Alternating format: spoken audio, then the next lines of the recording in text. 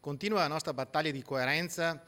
per combattere gli sprechi e la corruzione nella pubblica amministrazione. Avevamo visto giusto quando abbiamo denunciato gli sprechi e gli ladrocini del Mose, abbiamo visto giusto quando abbiamo chiesto alla Giunta regionale di verificare se lo strumento del project financing era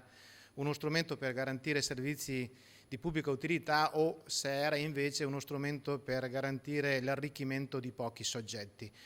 E la nostra coerenza ci porta adesso a chiedere che venga fatta piena luce sul modo in cui vengono gestiti i fondi pubblici per la formazione professionale. Chiediamo sostanzialmente che